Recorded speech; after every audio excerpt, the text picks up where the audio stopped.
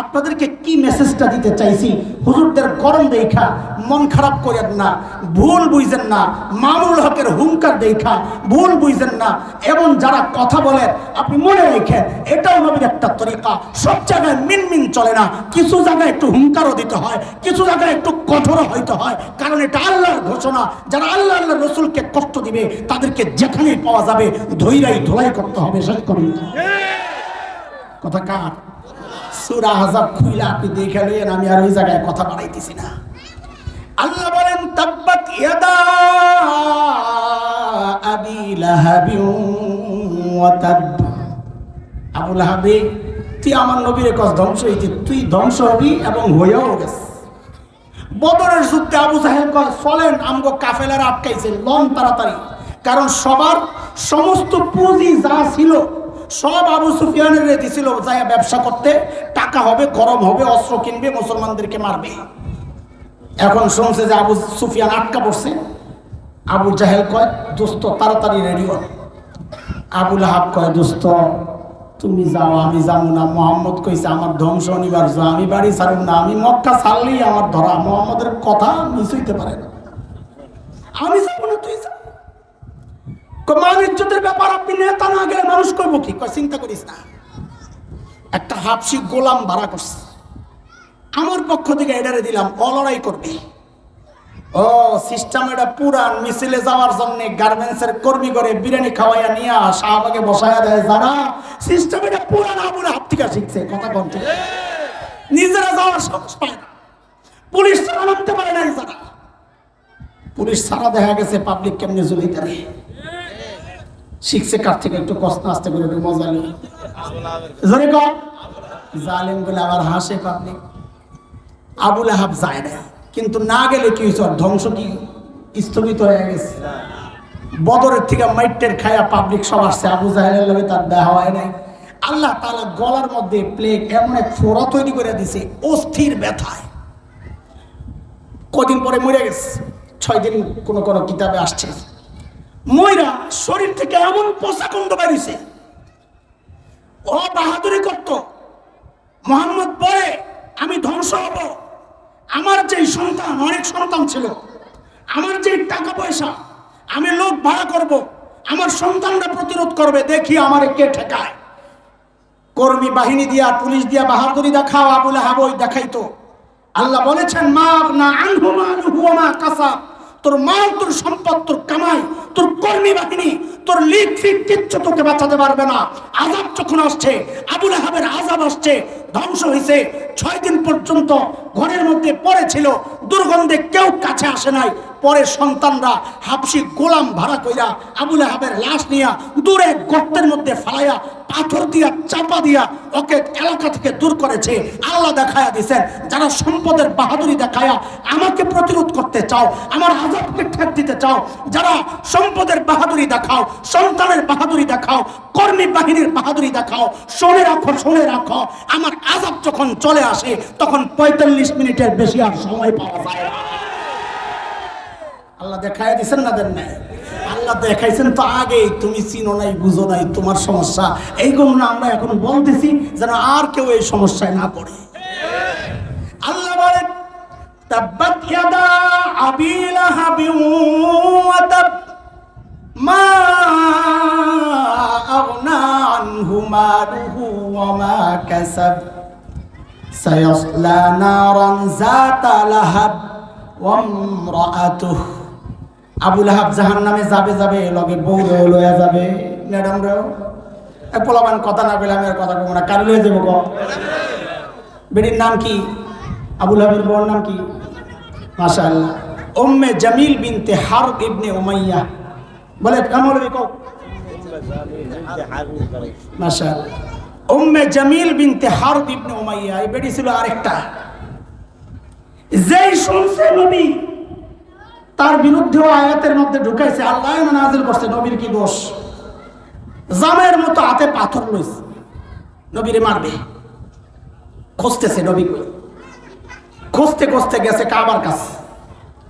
আল্লাহর হাবিব কাবার পাশে বসে বসে তিলাওয়াত করতেছেন। উম্মে জামিল আসতেছে, আবু বকর দেখছেন, দেখে বলতেছেন ইয়া রাসূলুল্লাহ, উম্মে জামিল আসতেছে, ওর মতি গতি ভালো না, হাতে পাথর তো। আল্লাহু আকবার। আল্লাহর হাবিব বলেন, আবু বকর পেরেশান হয়েন না, ওরে আসতে দেন, আসতে দেন, ও আয়েশা আমারে দেখবেই না। আপনার কাছে অবাক লাগে না? আজ তো একটা মানুষ বসে রয়েছে, কয় দেখবো না, অবাক লাগে না? তো সুবহানাল্লাহ কি বাড়ি যেয়ে পড়বে? কেন দেখবে না? দেখবে না কেন? আস্থা মানুষ বয়ে রয়েছে, দেখবে না কেন? যাবে কয় জিন নাকি? এই পাবলিক তো পায়ে যাবো যে আমার নবী নূরের তৈরি, আল্লাহ দেখবো না।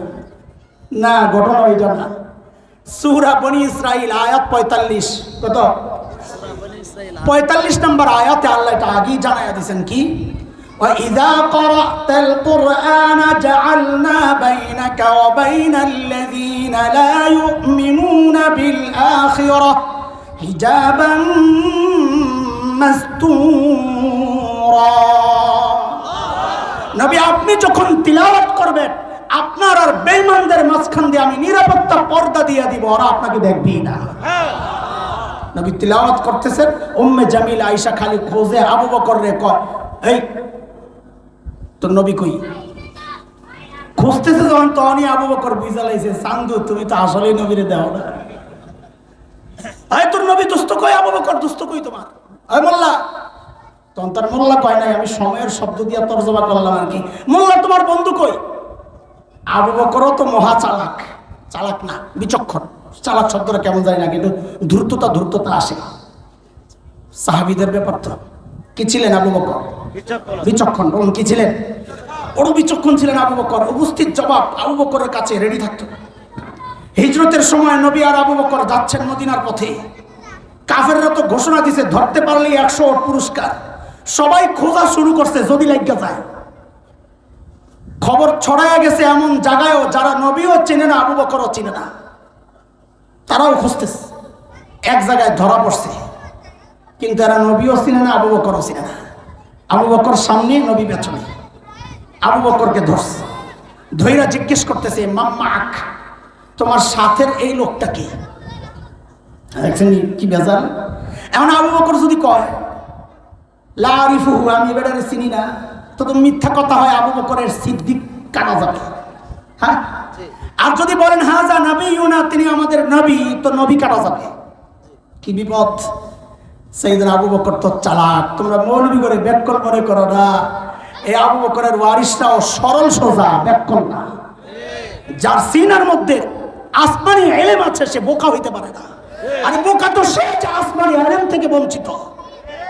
যেই আবু বকরকে জিজ্ঞেস করছে মাম্মা সাথের লোকটাকে, আবু বকর আস্তে করে জবাব দিয়ে দিয়েছেন, হাজার রাজুল ইয়াহদিনি, এই লোকটা আমারে রাস্তা দেখায়, এই লোকটা আমারে রাস্তা দেখায়।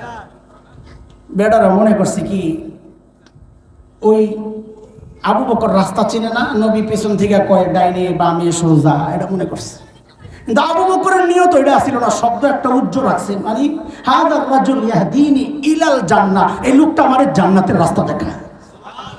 কথা কি মিথ্যা না সত্য? উম্মে জামিল আয়েশা যখন জিজ্ঞেস করছে, এই মোল্লা, তোর বন্ধু মুহাম্মদ কোথায়? বিচক্ষণ আবু বকর আস্তে করে জবাব দিয়া দিয়েছেন, খুঁজা দেখো। কি কয়? ও হুজুররা জানে এটা গ্রামারের ব্যাপার, জুমলা ইনশাইয়া নাও, সিদকিস বের ইহতিমাল নাই। খুঁজে দেখো, এই কথার মধ্যে সত্য মিথ্যা থাকে না। যে সমস্ত শব্দ প্রশ্নবোধক, নির্দেশ, নিষেধ, এগুলোর মধ্যে সত্য মিথ্যার ব্যাপার থাকে না। খুঁজে দেখো এর মানে হচ্ছে তুমি খুঁজে দেখো, আমাকে কেন জিজ্ঞেস করো? কিন্তু অবুঝছে আবু বকর জানে না, এই জন্য কই আছে আমারই খুঁজতে হবে। বিচক্ষণতা দেখছেন? উম্মে জামিল লাগছে নবীর পিছনে। আল্লাহ কয় ওয়ামরাতু আবু লাহাব, তুইও জাহান্নামে যাবি, তোর বউরাও যাবে। এই কথাগুলো আমার বলার মাকসাদ না, আমার কাম হলো আরেক জায়গায়। এ দোস্ত, আবু লাহাবের বউয়ের নাম আপনাকে মনে আছে? বলেন তো। এই যে বললাম আমি, দুদিন পরে তো ভুলেও যাইতে পারেন, ঠিক না? কিন্তু আমার জিজ্ঞাসা, আবু জাহেলের নাম কি ভুলেন আপনারা? মানুষ আবু জাহেলকে আবু লাহাবের চেয়েও বেশি চিনে, আবু লাহাবের বউয়ের চেয়ে তো অবশ্যই। তাই আল্লাহ তাআলা আবু লাহাবের সাথে আরেকটা পান্ডা, আবু লাহাব যদি হয় সভাপতি তো আবু জাহেল তো সেক্রেটারি, আবু জাহেল যদি হয় সভাপতি তো আবু লাহাব সেক্রেটারি। আল্লাহ তাআলা সভাপতির নাম উল্লেখ করছেন, সেক্রেটারির নামে না উল্লেখ করা দরকার, তা না কইরা তার চেয়ে ছোট পান্ডি ওইটার নাম কওমে জামিলের কথা কেন আনলেন, আবু জাহেলের কথা কেন আনলেন? প্রশ্ন জাগে। আল্লাহ এখানে দুই পান্ডাকে উল্লেখ করা উদ্দেশ্য আল্লাহর না, আল্লাহ মানুষের সামনে উল্লেখ করতে চাচ্ছেন আমি এক পান্ডার কথা উল্লেখ করলাম, সাথে তার সহযোগীর কথা উল্লেখ করলাম।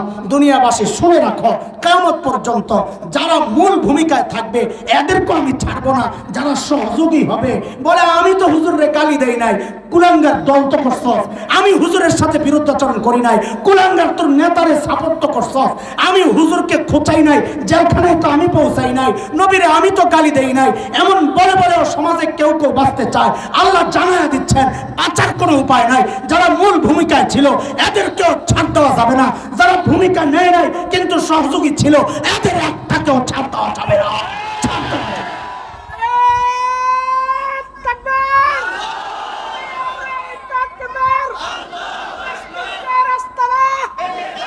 কথা কি বুঝতেছেন আপনারা? বেশি কঠিন হয়ে যাইতেছে রে বাতি। হ্যাঁ, হুজুর দিয়ে আমার কিতাব পড়ানো শুরু করছে, আমার কামই তো এটা রে ভাই। চলেন, আল্লাহ বলছেন তাব্বাত ইয়াদা আবি লাহাবি ওয়া তাব মা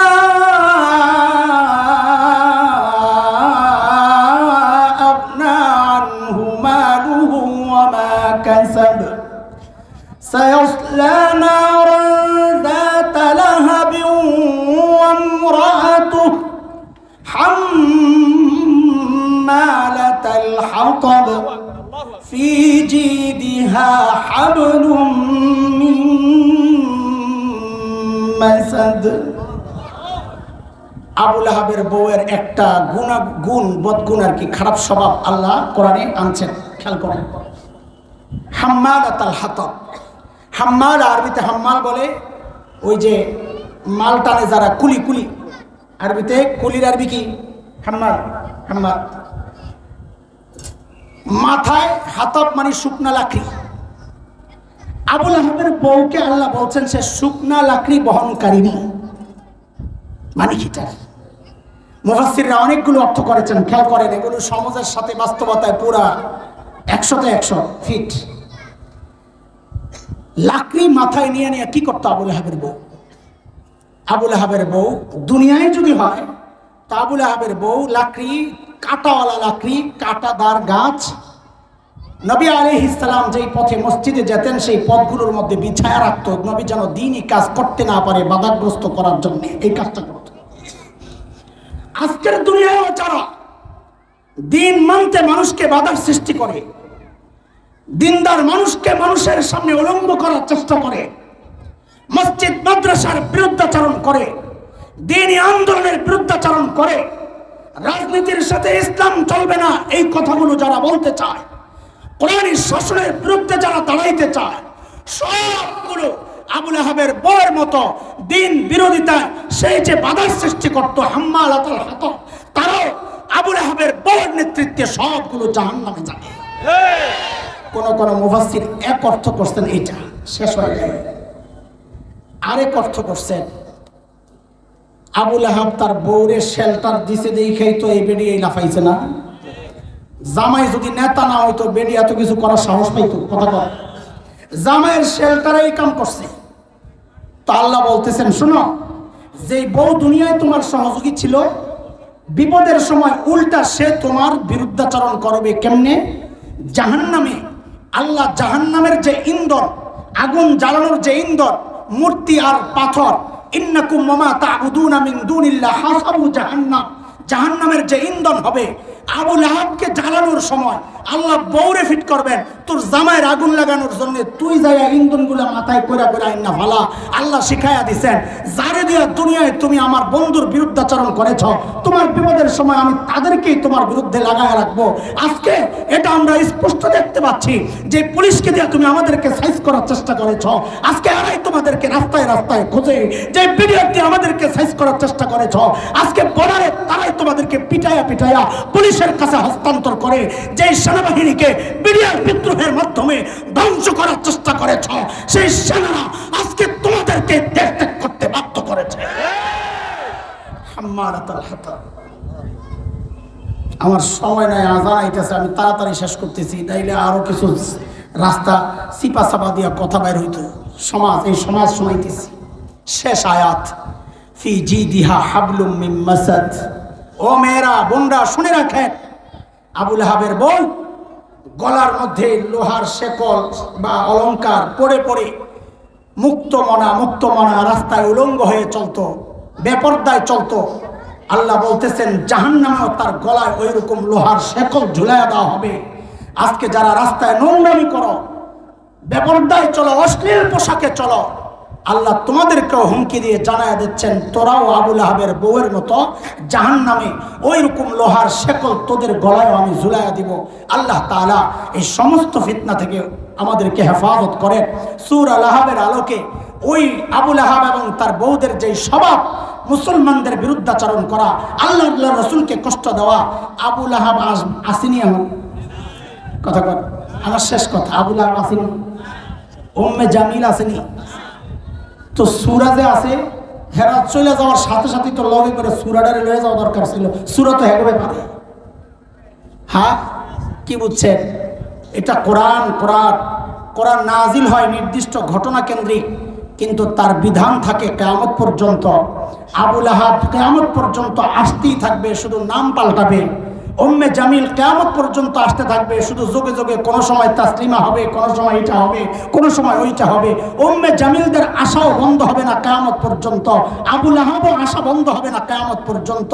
তা আল্লাহ সূরাও রেখে দিয়েছেন কিয়ামত পর্যন্ত যেগুলাই আবু লাহাব হবে, দ্বীনের বিরুদ্ধে দাঁড়াবে, আল্লাহ রসুলকে কষ্ট দিবে, রসুলও তো নাই, রসুলের ওয়ারিসদেরকে কষ্ট দিবে, তারাও ওই আবু লাহাব আর উম্মে জামিলের মতো তাদের পরিণত হবে এরকম। তাদেরকে ধরার জন্যে আপনজন খুঁজা পাওয়া যাবে না, অন্য মানুষ দিয়া দূরে নিয়ে নিক্ষেপ করতে হবে ভারতের মাটিতে। কোন জায়গায়? জোরে কন্যা, ডরার না, সম্মান বুঝলেন না, কোন জায়গায়? দূরে ভালাইয়া দিতে হবে। কোন জায়গায়? কিসের শাস্তি? জুলুমের শাস্তি। কিসের শাস্তি? হযরত ওমর বলেছেন কুফরি সহ, শিরিক সহ একটা রাষ্ট্র দাঁড়ায়া থাকতে পারে। হযরত আলীর কথা, কুফর সহ, জুলুম, শিরিক সহ একটা রাষ্ট্র দাঁড়ায়া থাকতে পারে, কিন্তু জুলুম সহ কেউ দাঁড়ায়া থাকতে পারে না। আমরা এগুলা পদে পদে দেখছি, শুধু দরকার এখন থেকে শিক্ষা নেওয়া। আল্লাহ যেন এমন পাপিষ্ঠদের কাতারে আমাদেরকে না ওঠায়। আল্লাহ আমাদেরকে হেফাজত করেন। আমরা ওলামাদের বিরুদ্ধে দাঁড়াতে চাই না, তাওহীদপন্থীদের বিরুদ্ধে দাঁড়াতে চাই না, আমরা তাদের সাথে বুকে বুক মিলাইয়া চলতে চাই। রাজি আছি ইনশাআল্লাহ? আল্লাহ কবুল করেন, আমিন। ওয়া আখিরু দাওয়ানা আলহামদুলিল্লাহি রাব্বিল আলামিন। আসসালামু আলাইকুম ওয়া রাহমাতুল্লাহ।